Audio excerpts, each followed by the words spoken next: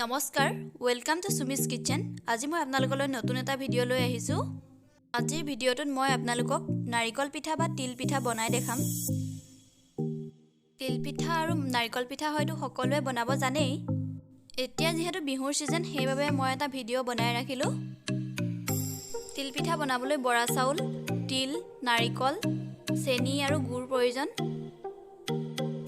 এয়া মই আটাইকেইটা বস্তু গুটাই লৈছো।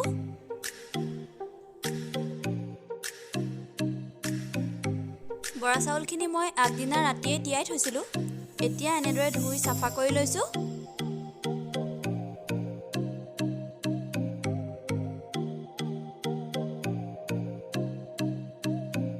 পানীখিনি টুক যাবলৈ এনেদৰে খৰাহি এটাত ৰাখিছো। বৰা চাউলৰ যেহেতু আঠা বেছি,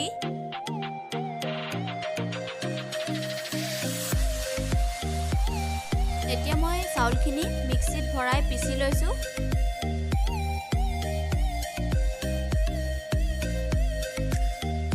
চালনীৰে চালি ভালদৰে গুৰিটো উলিয়াই লৈছো।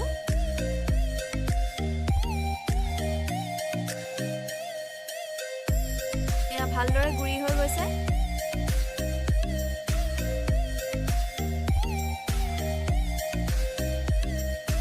এতিয়া মই কেৰাহীখন গৰম কৰি তিলখিনি ভাজি লৈছো।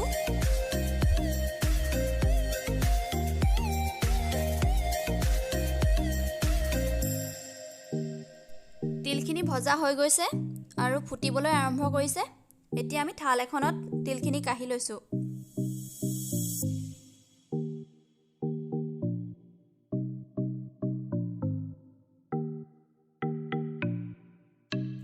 অলপ সময় ঠাণ্ডা হ'বলৈ ৰাখি তিলখিনি মিক্সিত পিছি লৈছো।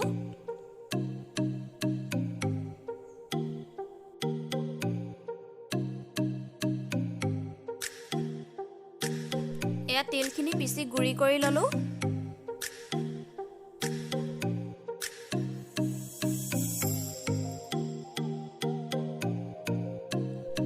এতিয়া মই নাৰিকলখিনি সৰু সৰুকৈ কাটি সেইখিনিও পিছি লৈছো।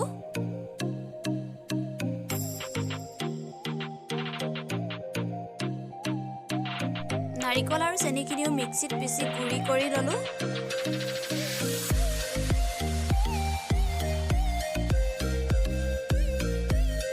নাৰিকল আৰু চেনিখিনি এনেদৰে হাতেৰে মিক্স কৰি লৈছো।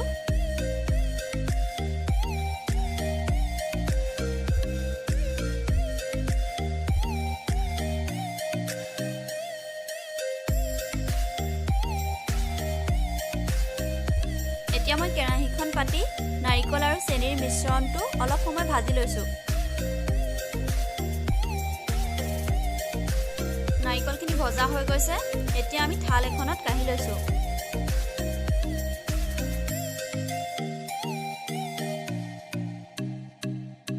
এতিয়া মই পিঠাখিনি ভাজিবলৈ বস্তুখিনি ওচৰত গোটাই লৈছো।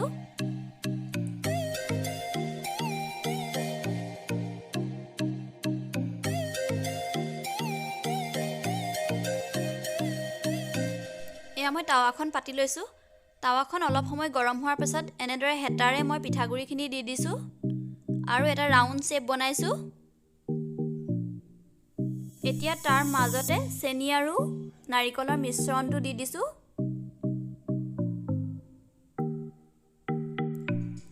এখন চামুচ লৈ আগটো উঠাই এনেদৰে হাতেৰে এটা ৰাউণ্ড শেপ কৰি দিছো।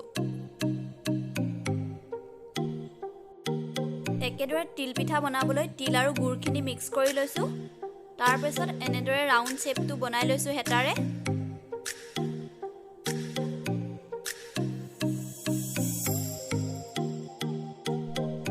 তিল আৰু গুৰৰ মিশ্ৰণটো পিঠাটোৰ মাজত দি দিছো এনেদৰে।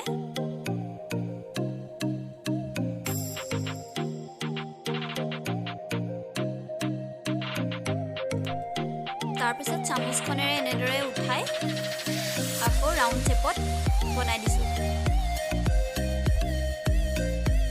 এয়া মোৰ তিল পিঠা বনাই ৰেডি হৈ গ'ল।